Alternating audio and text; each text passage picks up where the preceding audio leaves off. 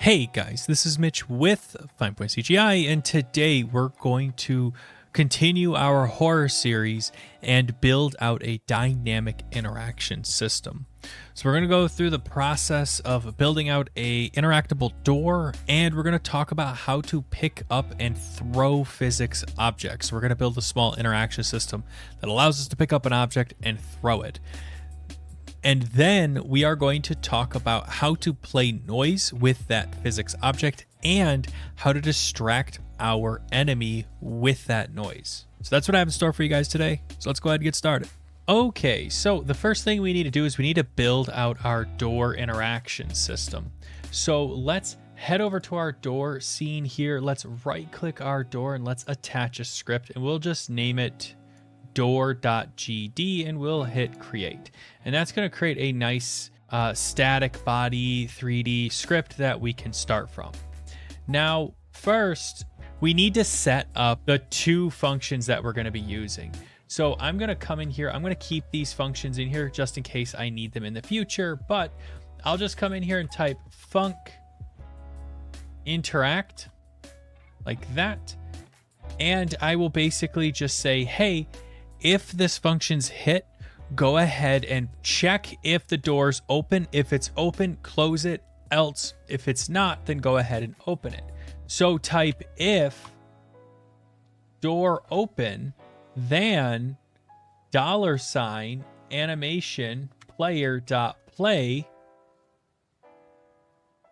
and we'll play our close animation. Else, we'll just basically grab this guy and play our open animation. And there we go. And then we need to have some kind of Boolean. So we'll just come up here and say var door open is of type bool. And we can come back down here and we can just say door open is equal to not door open.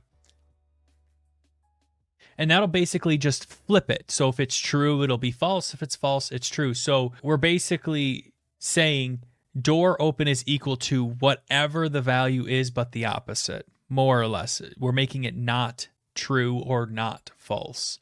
And then all we really need to do is we need to set up our interface text. So we'll say func get interface text, and we're not going to be using this in this specific tutorial, but we should have it. And we'll just have it return some type of text. In my case, I'll just have hover over text. And this will be useful for when we get our interface system built out. So we'll just come up here and we'll just have a var hover over text, and we'll make that a type string. And there we go. And that should pretty much be everything we need to do for our door, at least for right now. Once we get to our hover over text, we'll need to come in and clean this up. And I guess while we're at it, while we're here, we can just say @export var. That way we just know that we're exporting that variable for future use. But really, we don't need that until the future. So now all we need to do is set up our player's interaction system. So what we'll do is we'll come over to our character here. We'll open up our script and we'll scroll down to wherever our input system is located right here, get input.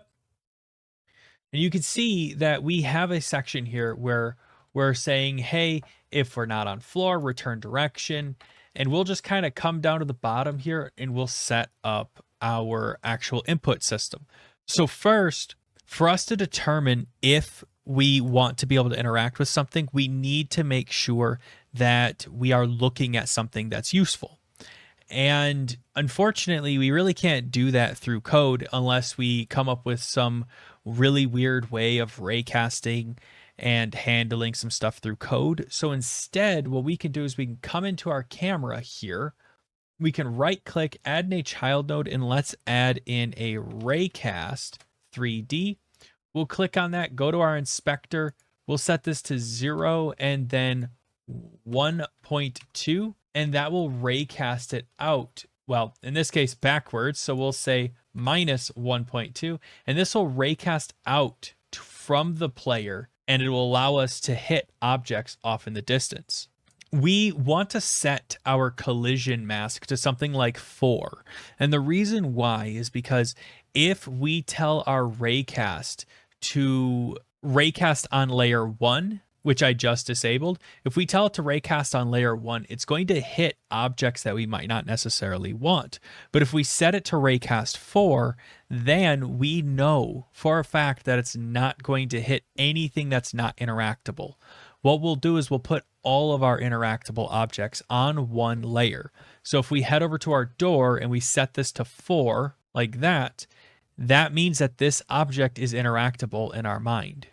So then we can guarantee that as long as something's on 4, it's going to have an interactable script. It's going to be interactable for our usage. So we're going to want to make sure that we remember that 4 is our layer of choice. Now, if we head back to our character script right here, we can basically just check if it's colliding. So if $ camera 3D raycast 3D dot is colliding, that should work. It's not coming up with my auto completion. So let me check the help real quick. Raycast 3D is colliding, so that does exist, so that's correct. I just wanted to make sure because sometimes the editor in Godot gets real funky when it comes to GD script and auto sensing what the type is. So once we have that, then we know that we have an object. So we could just say var obj is equal to our camera raycast 3D dot get underscore collider. And there we go. So that's going to pull back an object for us, and we can actually use that object, and we can guarantee that this object is going to be an interactable object. So all we have to do now is just check if input dot is action just pressed, and we can check for the interact button. So if the interact button is pressed, then we know that we can interact with it. So obj dot interact, and I believe our interact has to be a capital I. Yes. So we'll copy that and we'll paste that like that, and that should just fire off our code. Now you'll see that we do have an error here, and that's because I'm missing my enclosing parentheses, and that should do it. So now if we've done everything correctly, we can just come in here and we can come over here, run up here and hit E, and you'll see the door opens and the door closes. Awesome. Now, something that we should check is when our player runs up to this door in our level 1 wake up, we have our door slowly opening right here, and we should probably grab that door and set its open parameter to true. So I'm going to copy this and I'm going to paste it, and I'm going to hit dot, and I believe it was door open. So we'll grab that. Door open is equal to true. That way, when we run through this and the door's open, so if I let the door open all the way and we hit E, it will close on start instead of opening. Because if we don't set that, then the game does not know that we are trying to close the door, that the door's already been opened. So that's just something that we're going to have to keep in mind. But at this point, that's all we really need to do for our door. So now all we have to do is build up our object interaction system, being able to pick up and throw objects and things like that. So what we'll do is we'll head over to our scene. Let's create a new scene and let's create an other node. Now this object needs to be interactable, right? And it needs to be able to handle physics, which means we're going to need a rigid body object. Okay, and what we'll call this is we'll just call this a grabbable object like that. And this object has a few requirements that we need to fulfill. We need to make it some kind of mesh, right? So we're going to have to add a mesh. We need some kind of collision for a rigid body to actually work. And we need to have some kind of sound, because when you throw this object against the wall, it needs to make noise. So let's add in those child nodes. So we'll add in a child node, we'll type mesh, and we'll drop in a mesh instance. We'll click on here and add in a box mesh. We'll right click, add another child node. Let's add in a collision shape 3D. We'll need to set that shape to something, so we'll set it to a box shape since our mesh is a box. Though, as we grow this game and as we grow our objects, we're definitely going to need to get our own collision shapes and things like that to make this work. And then finally, we need some way to create some noise. So right click, add another child node, and let's add in a audio stream player 3D to play our sounds.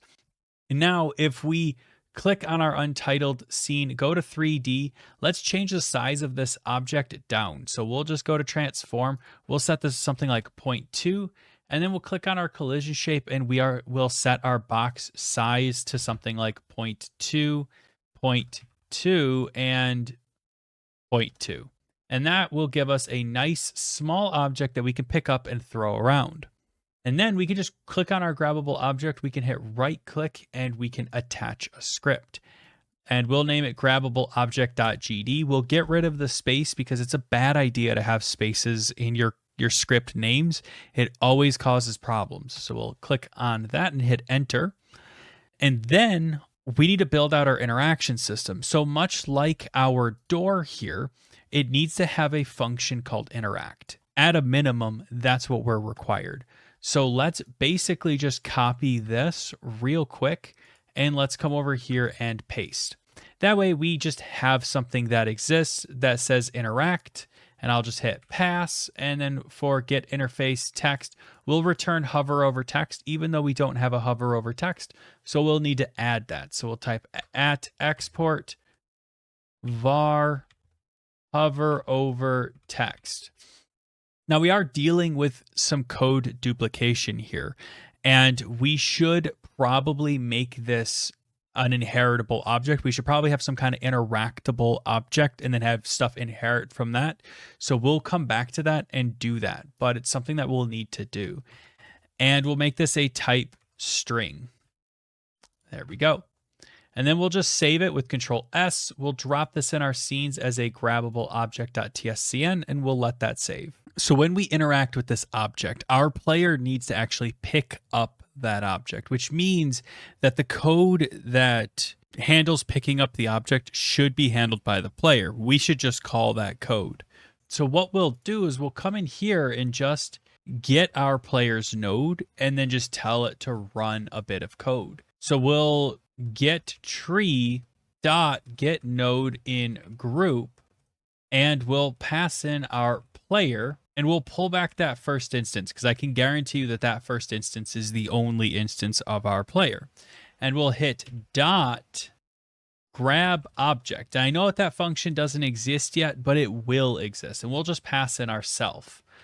And then we'll head over to our character.gd and we'll create that script. So let's head down to the bottom here and we'll type func grab object, and we'll pass in a object obj, and we'll make it a type rigid body 3D because we don't want to pick up an object that's not a rigid body, because we don't want to have the ability to throw a kinematic object because it's just going to float in space, and that just really wouldn't work.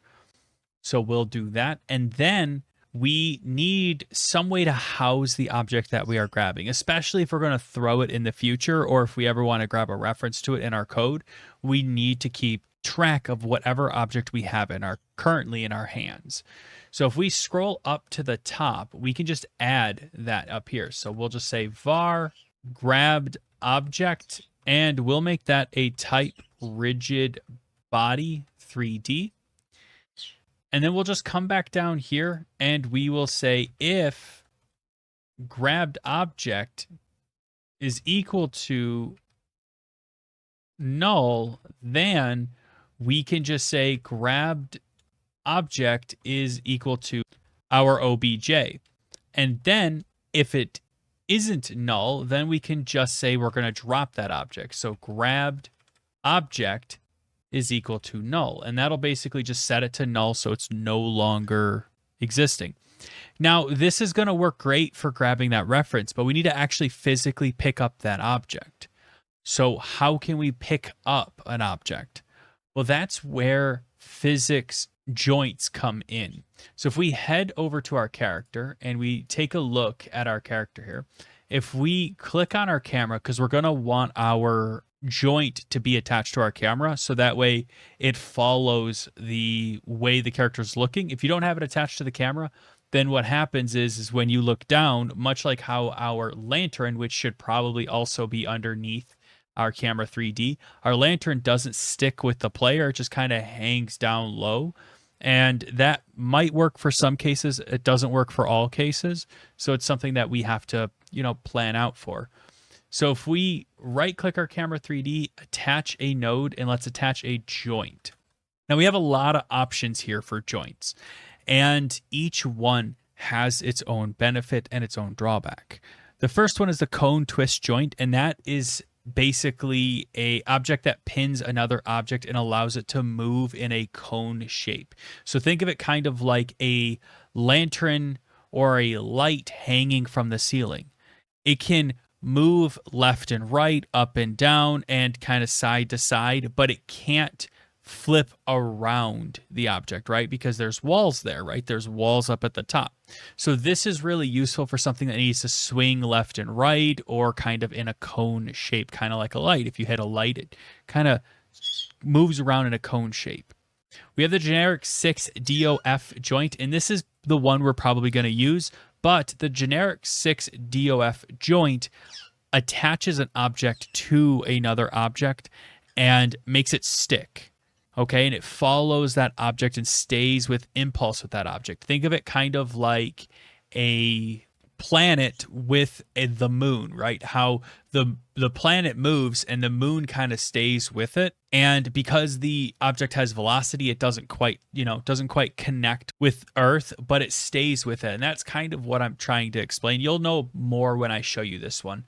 The next one is the hinge joint, and that basically works as a hinge. So if you wanted a physics door or something like that that has a hinge where you can kind of grab it and rotate it along a hinge, that would be perfect for this. So if you wanted physics doors, you can actually do that with this. The next one is the pin joint, and this pins an object to another object. So think of it kind of like tacking an object to another object, but keeping that offset, if that makes sense. And basically, it is kind of like the generic 6DOF, but just less aggressive with holding that object, if that makes sense. And then we have the slider joint, and the slider joint allows you to slide two rigid bodies next to each other. Think of it kind of like a sliding door effect, right? You can grab the door and move it open. Same thing with the slider joint. You can basically slide two objects next to each other. So we're going to grab the generic 6DOF joint and throw that guy in. And I'm going to grab this and drag it out right here so it's out in the middle of our character's screen. So that way they have it. That way they have it in existence. And with how this works is you need to have a node A and a node B. So how generic 6DOF joint works is you have two nodes and they need to connect to each other. The generic 6DOF doesn't connect itself. It just connects two objects together. So first we need to make some object for node A, and node B will be our grabbable object.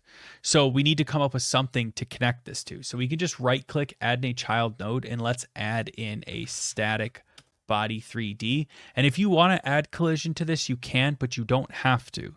The exclamation point just basically is a suggestion, not an actual, hard requirement. So we can click on our generic 6DOF, click on node A, and click on our static body and hit OK. And that will connect our static body to our generic 6DOF. And then when we want to, we can basically connect node B anytime we want to. So if we head back to our character code, we can come down into our grab object section, and we can basically just say $ camera 3D generic 6DOF joint dot node B is equal to obj dot get underscore path. And there we go. Now I don't remember if it's node B or node underscore B. So let's type node. It is node underscore B. It's right here. So we'll do that. So node underscore B. And there we go. And then we need to reset this to nothing. And unfortunately, in Godot, you can't just set it to null. If you set it to null, it's going to crash your game. So we need to set it to some type of object. So what I'm going to do is I'm just going to duplicate this static body, and I'm just going to call this reset object. And we'll basically just do that right here. So we'll just grab this guy, copy it, paste, and we'll just say $camera 3D reset object.get path, and that will basically do it for us. And at this point, we should have our grab system pretty much set up. So if we go over to our grabbable object, we click on this guy, we make sure that our collision is on the proper layer, which in our case is layer 4. If we hit play, and we forgot to add the object, I was so excited to show you guys that I forgot to add the object. So if we go to level 1 wake up, and we come over here to our level, and we drag our grabbable object in, and let's just basically throw our object up. If I can find it, there we go. Let's just throw our object up here like this, and then let's try it and see what happens. So if we come up here and we hit E, you can see we have our object. It's now pinned to us. And if we hit E, it drops to the floor. There we go. Simple enough. Awesome. So now all we have to do is set up our throwing and our sound, and then we can set up our enemy reacting to it.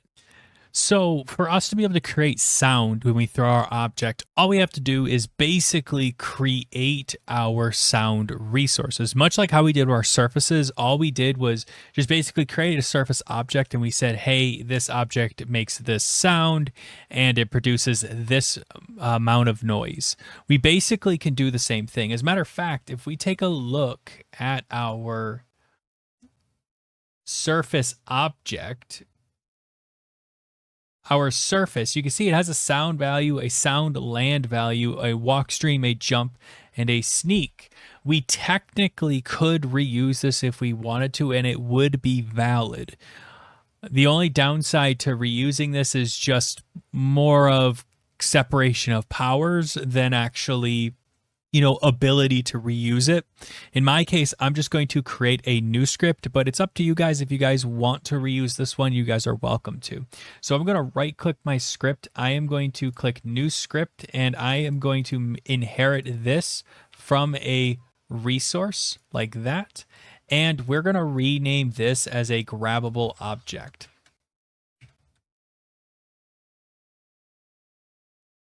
Resource.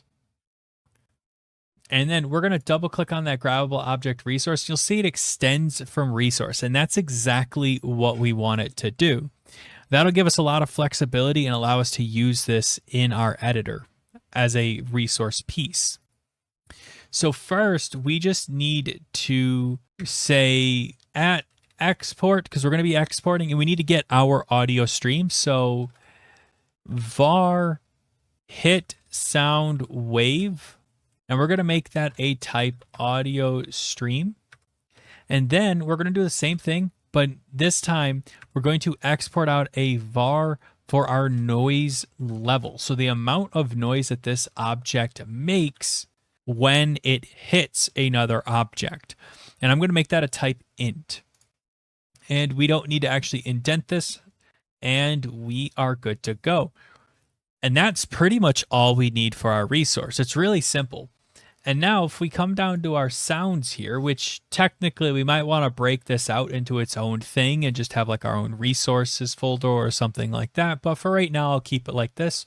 So we'll right click and we will add in a new resource, and we will add in a grab, and you'll see that I didn't pick it up. For whatever reason, I've had some problems with this. A lot of people say that you can just create resources and they just show up, but unfortunately it didn't. So I'm just going to double click on resource, and I'm just going to call this grabbable test object.tres. And I am going to come down here and grab my script for my grabbable object resource, and I'll just drag it in like that. And that'll basically solve the problem for us. Now for our hit sound, we can pick any sound we want, and the closest sound that we actually have is the sound of our jump land. That's the closest sound to something hitting another thing, so we'll use that temporarily. And for our noise value, let's set it to something crazy like 10. And we can change this, of course, and make it whatever we want, but for right now, I'll set it to 10, and that should work. Now, if we head over to our grabbable object here and we click on our script, we're going to need to hook this up. So we'll hit @export var and we'll say grabbable object resource. And we'll make that a type grabbable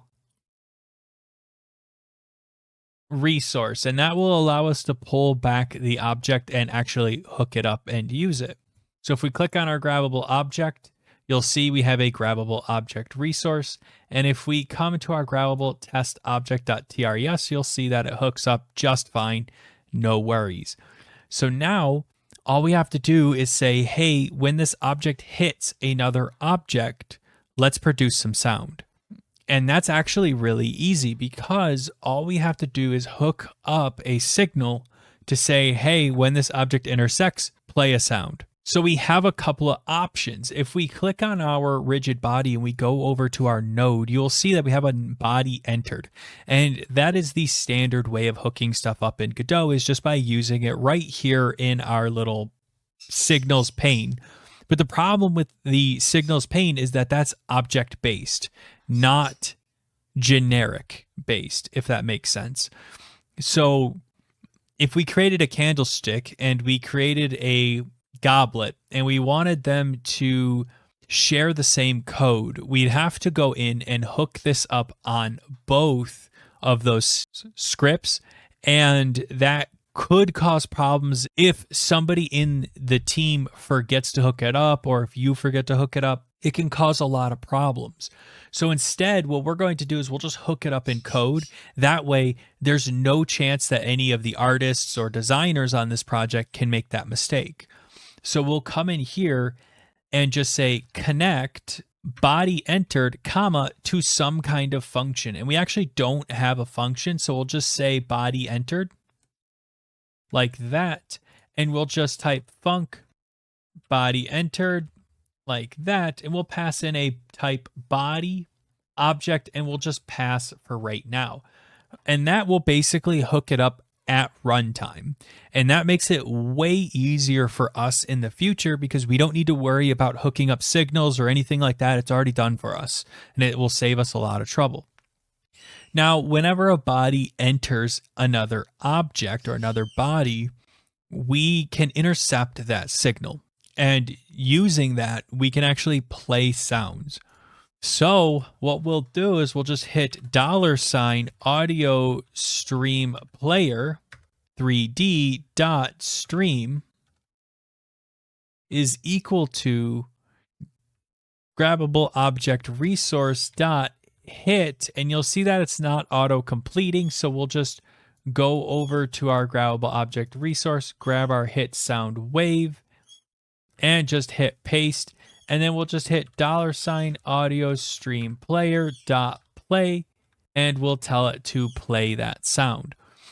This would work for mostly what we're doing, but we also want it to play some kind of noise value, right? We need it to actually fire off this noise into the ether so our enemy can catch it and react to it. So when we do that, we'll have to set that here. So a good way to handle that is to just keep track of it inside of this object. So we can just come up here and type var noise value, and we can come down here and just say noise value is equal to grabbable object resource dot, and if we take a look at it, it's just noise level. So we'll just copy that, paste, and there we go. We're good to go. Now we need this to fall off over time. We can't just say, hey, go ahead and fire off and forget about it, because that object is going to continuously produce noise in the code, at least, forever. And we don't necessarily want that. We want it to produce that noise for a couple of frames or maybe a tenth of a second. So an easy way to do that is if we go into our process and we type if noise value is greater than 0, then, so we can just type await get underscore tree dot create timer, and this is a time in seconds. So we only wanted to wait for maybe 0.2 seconds. So 0.2 float, which I'm thinking C#, so it's just 0.2 in GD script dot, and then we have to await for a signal. So in our case, it's going to be timeout. So what we did here is we asked our tree to create a timer. We're going to wait 0.2 seconds, and we're going to wait for this timeout. Now, once this await is completed, then we can continue the execution of this code. So we'll just type noise value is equal to 0. So all we have to do is we can come in here and just hit play. And you'll see we have invalid operands nil on and int on operator greater than. And that's because our noise value defaulted to a null object. So we'll just default that to a 0, and that should solve our problem. So now if we hit refresh, there we go. We are in the world, and I'm going to shut off my music real quick, and I will unmute this. And I will come up here. I'll hit E to pick up our object. I will hit E, and nothing happened. So why is that? Well, if we check our RigidBody object, we go to our inspector, you'll notice that our body enter code isn't being ran, right? So either A, this section is broken, or we're not detecting collisions. And thankfully, I already know this issue, and I've ran into it a lot, and that is because the contact monitor is set to off. If we turn this on and we turn on max collision reported to something like 2 or 3, then we can go ahead and try this again. And it should work with any luck. So we'll pick this guy up, we'll hit E, and there we go. Hopefully you guys can hear that, but I can pick up the object and I can throw it and it makes sound, which is awesome. That's exactly what we wanted. So now we just have to set up throwing our object, and we have to set up our enemy to react to our sound, and we should be good to go. And thankfully, we're done with our RigidBody object completely, so we don't need to come back here, at least not in this tutorial. So we can just move on. So if we head over to our character and we take a look at our input section, you can see here that we are basically just jumping. We are setting up our floor stuff. We're doing some array casting stuff, and we're doing some interaction stuff, but we don't have anything in here about throwing. Now, to throw an object in 3D space with rigid bodies is you have to create what's called an impulse. And an impulse basically fires out a force that basically pushes the object away from you. So how are we going to do it? So in my case, what I'm going to do is I'm going to say when you click on the left mouse button, you will be able to throw your object. It'll cause that impulse to fire off, and we'll be good to go. So first we have to set up our click event. So if we come up to our project settings, we go into our input map and we type throw, hit enter, then come into the plus button, and then come up to our buttons and then left mouse button, and then we hit OK and close. And now it's as simple as just typing if input dot is action just pressed throw, whoops, then we can cause our impulse to happen.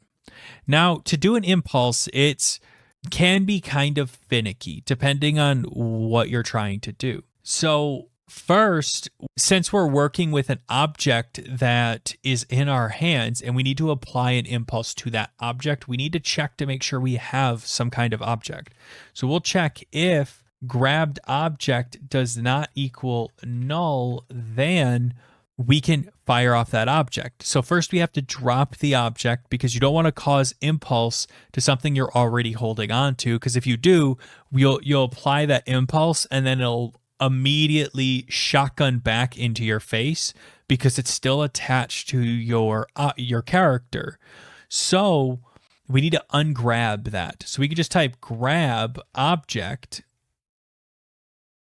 like that, and we can pass in our grabbed object, and that'll ungrab the object, right? Because we already have some code in here that says, hey, if an object is already grabbed, I believe it's right here, if the grabbed object is null, then set it. If it isn't, then go ahead and let it go, right? So we want to make sure that we have that capability that we've let go.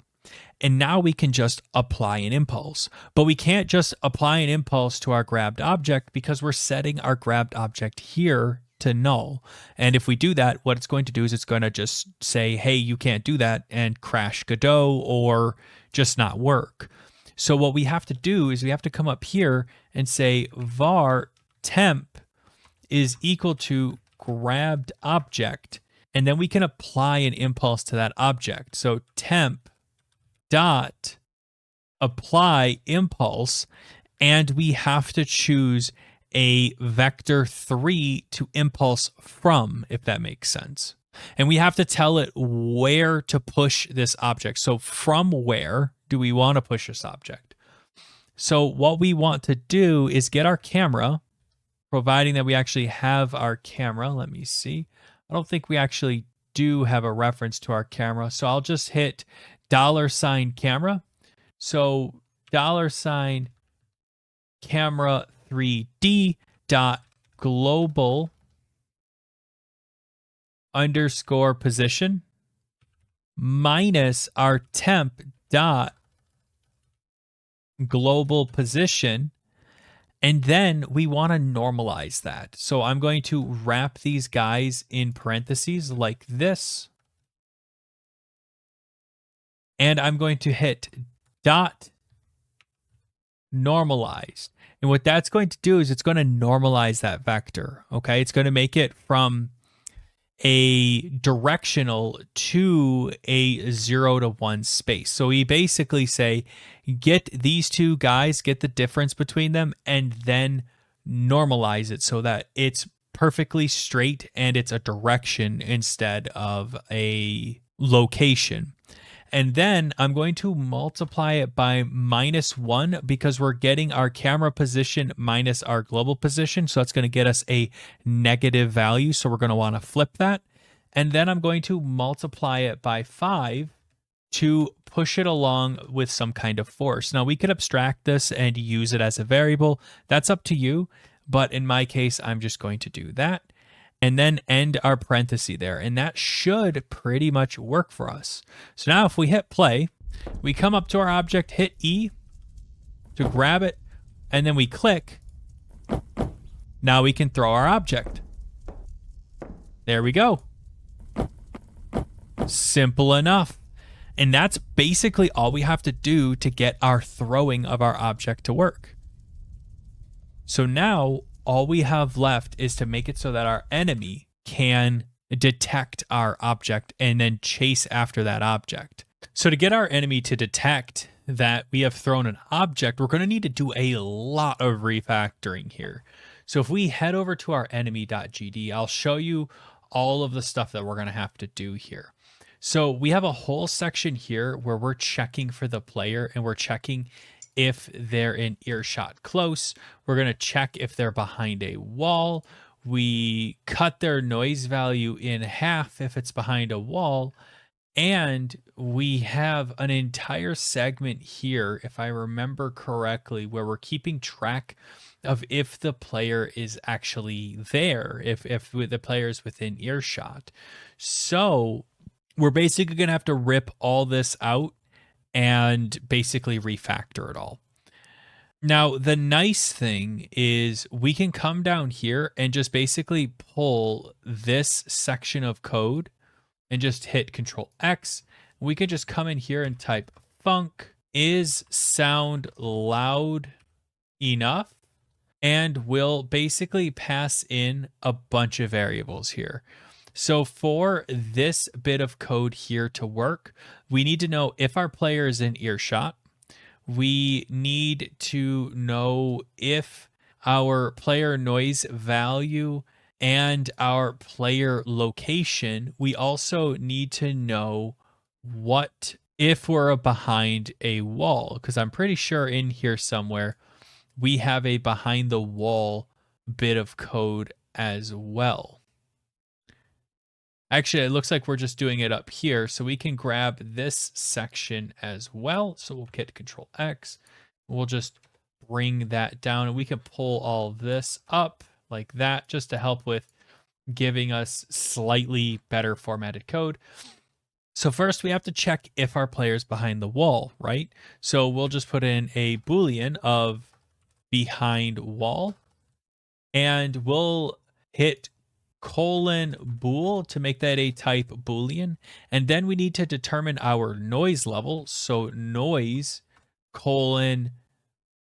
float, comma, and then we need a position, which would be a vector 3. And then we can basically just start pulling these values in here. So these variables in here. So we can just say behind wall. We can grab our noise and just say noise value, player.noise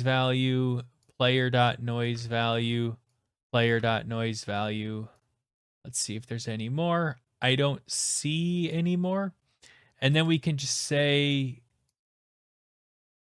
position. We can copy that and we can come into our global position .distance to player.global position. We could just say .position like this. And I think position might actually be, it is a actual value. So let's change this from position to of noise. So we'll just say position of noise instead of position. And that'll help make it a little bit, less ambiguous. And we can set their hunting location to position of noise. So wherever that noise was made, that's where they're going to go. Instead of going towards the player, they will hunt after that location. Now, we may want this to return a Boolean instead. That way we can just check if a sound is loud enough just generically, right? We can come back later and check it instead of setting our state here. But that's up to us on which one we'd rather do. In my case, I'm debating either. I think both would be a decent choice because I could just copy this, paste it, and then that would solve this and basically make it work, I think. And then we can just pass, we can get rid of player and earshot close. So if noise and if noise like that, and that would technically work. And I'm sorry, I'm thinking a little bit on the fly here, so I'm trying to think of if this would be a good choice. So I think we'll leave it like this for right now, and then we'll just start building out the rest of our stuff. So the next gigantic thing we have to do is we need to change our stuff from being focused on the player to be focused on a bunch of objects. So the cool part about that is we need to come up here and add our group of objects. So we'll just type var sound objects. And we'll come down to where we have our collision on far hearing body entered and on far body exit, on close body entered and on close hearing body exit. So these guys here. And we'll basically check if it is in group player or body dot is in group interactable. And that'll give us that flexibility that we're looking for. Now, it's up to us on if we want to use groups, or we could set it up so that we use collision layers, or we could use a lot of different things. Now, we do have our stuff set up so that anything on collision layer 4 will technically work. So if we really wanted to be fancy schmancy about it, we could come over here, open up our enemy, which I believe we have it.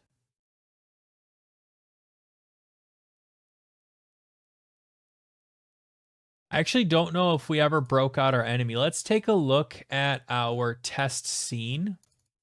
And we never actually broke our enemy out into its own scene. So we should probably do that.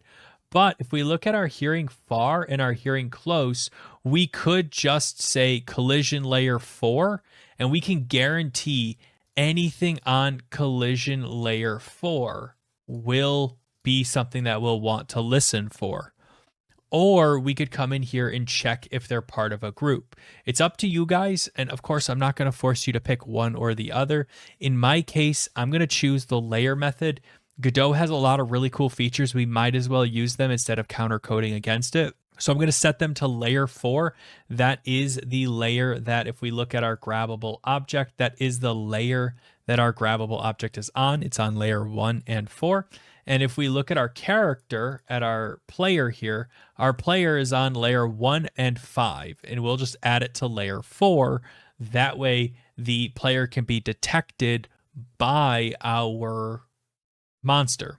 And then we can hit Control S, and then we can come over to our script here, and we can look for, if I find my enemy script right here, we don't really need to do this check anymore because we can guarantee that as long as it's on layer 4, it's something that we're interested in. And it's up to you. Again, if you want to do it this way, you could counter code as well and say if bodies in group and bodies in group, and then set up your groups as well as a backup. It's up to you guys. Now, what I'll do is I'll say if sound objects dot has, and then we could just pass in our body, and then that should do it for us. So we're basically saying, hey, if this object has it, then do this. But we don't really want to do anything if it already has that object, right? We don't want to add an additional, additional object if it already has it. So what we can do is say, if not sound object has body, then sound objects dot append body.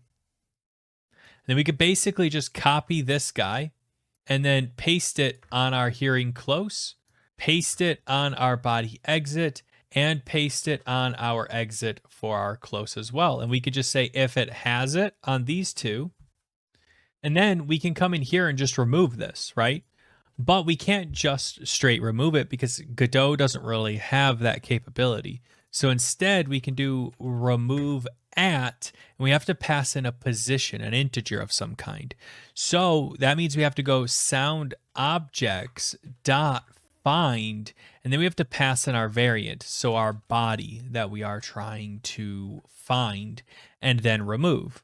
And that'll basically work. So now we can just grab this, copy it, come down here, paste it, and there we go.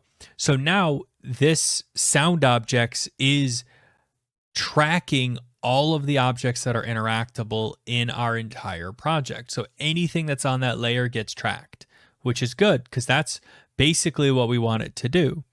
And now we can just come up here to where we're checking if our sound is loud enough, and we can create another function. So we'll type func sound objects for sound. And then what we'll say is for item in sound objects, then we can go ahead and just check if our sound is loud enough. And then we can pass in all of our parameters. And that's basically just if an object's behind a wall, if it has noise, and where that position of noise is. Now, we don't actually have a behind the wall Boolean, right? We need to create some kind of function to do that, right? Unfortunately, we never created one. So how did we determine if a character was behind a wall? Well, we have the code right here. So let's basically just copy this guy, come in here, type func, check if behind wall, and then we can basically just paste that. And then all we have to do is we need to pass in some kind of object, right? So we'll just type obj, which will work for us. Now, in here, we have a lot of stuff. We're checking where our head is, and then we're grabbing our player dot get camera node dot global position. So instead, we'll just pass in item dot global position,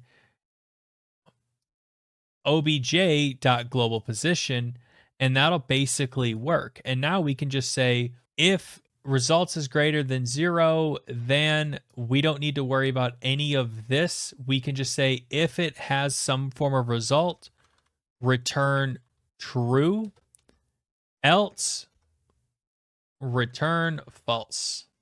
And we're good to go.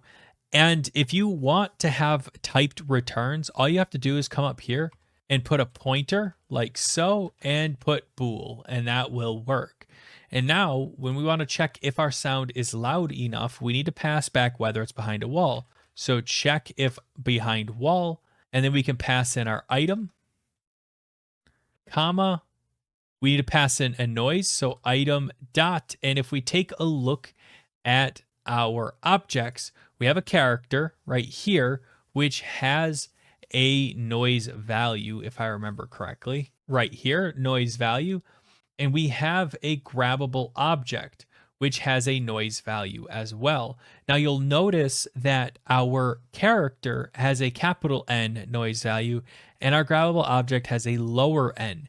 Now these two need to match. So we have to pick one or the other. So in my case, I'm going to capitalize the n because it's being used outside of the actual class. So I will do that. That way our player and our grabbable object maintain some form of synchronous naming convention. And to verify that, I'm going to hit Control C. I'm going to go into my character, hit Control V, and it is the exact same. So that's good. That's exactly what we want. So now if we go back to our enemy, we can just type dot noise value, comma, we could pass in our position. So item dot global underscore position. And there we go. So now it's going to check, is sound loud enough? And what we can do is we can either do one of two things. We can have our state hunting navigation agent like this and have duplicated code, or we can make this into a utility function, and that's up to you guys. So if we Control X this, paste it right here, and then we just say if is sound loud enough, like so, and then we come over here past this guy in like this, then we can just come in here and say, okay, if any of this is true, we can just return true, else just return false. And there we go. Now, we do have a small bug here where it says set target location to position of noise. And it says that that doesn't exist. And that's because we need to set it to our item dot global underscore position like that. And that'll basically solve that little problem. Now, the nice thing about that is that this is a utility function. So it just does utility stuff, and we don't need to worry about it doing anything. We can basically just let it handle it. Now, we also may want to put an arrow in here as well, like so. So that way we know returns a Boolean, but that's up to you guys and it's not required. And one other thing that we could do is we could wrap this guy in a parentheses like so. Like that, and we can hit or, and then we can actually pass in our if case right here like this and wrap this in parentheses as well. And I know that that seems kind of crazy, but what it'll do is it will one line our entire if statement. Instead of having two, we just say if this is true or this is true, then do this. And it's up to you. We're running out of screen real estate here, so it might not be worth having it this way. We might want to just to make things a little bit easier, but it is a really cool feature that I always like to show off and show people like, look, you can condense your code, and condensing code is always a good thing. Now, if we minimize this guy, hopefully, if we've done everything correctly, our stuff should work. So now we should just be able to copy this guy, come up to the top, and where our state management stuff is, for right now, we'll just drop this in at the top because we should always check for sound. It's always important to have that check. Now we may want to set that to patrol and possibly hunting. And waiting, we might not want to do it while we're chasing. It's up to you on which ones you want to do it on. But in my case, I'm just going to leave it up here for right now, and we'll probably go through a major refactor anyway. But I'll keep it up here for right now just so we can test it out. Once we have this, let's just hit Control S. Let's go over to our test scene right here. And let's spawn in a grabbable object. So if we come over to our scenes, we grab our grabbable object and we pick them up right here. We pick them up like this. We hit play, and I hit play on the wrong scene. So we'll click on the other guy to hit play. I crouch down, I pick up the object, and I throw it. Well, it didn't do much, but it might not be loud enough for him to hear it. So let's pick up the object. And there we go. He sees it. Now he's ignoring it. Oh, he sees me. There we go. I'm going to throw it. And he looks at it. And then he goes back about his business. Awesome. So it works. And if we check our sound, you'll see that he can hear me running around. And if I hit crouch, he's lost interest. So our code still works for what it's worth, at least. So that's pretty much it. I mean, we have a system where we can distract our enemy by throwing objects at him or near him. And he's on me now, but that's all right. I can just kind of crouch down like so, get in the darkness, and he'll stop seeing me. And the nice thing is if I hit it against the wall, he might be a bit on the deaf side. I might need to increase the volume of this object. But in theory, if I hit this object on a wall, he should be able to hear it. So if I click on my object and I change it to something like 30, let's see if that will make a bit of a difference. So if I hit play, I pick up the object and I whack. Oh, he's still, nope, he can hear it. See? So you can see he gets close. He goes about his business. I whack it up against the wall and he comes back. And that's kind of the cool part about this, is that we don't necessarily just need to throw the object, even though if you do, he will go after it, which is good. And he saw me because I'm not hidden enough, but he does actually, it actually works. So that's awesome. So that's pretty much all I have for you guys today. So we went through how to create a dynamic interaction system. We talked about how to make it so that we can make our stuff a bit more generic and a bit easier to use. We also talked about how to distract our enemies with noises and things like that. And we talked about a lot about physics and physics objects. So in the next video, what we'll do is we'll build out our next level, and we'll basically gray box out our next level, and we'll basically set up a level streaming and level loading system. Hopefully that won't be too bad, but we'll have to see how that goes. But that is all I have for you guys today. So thank you so much again for watching. I'll see you all next time. Thanks.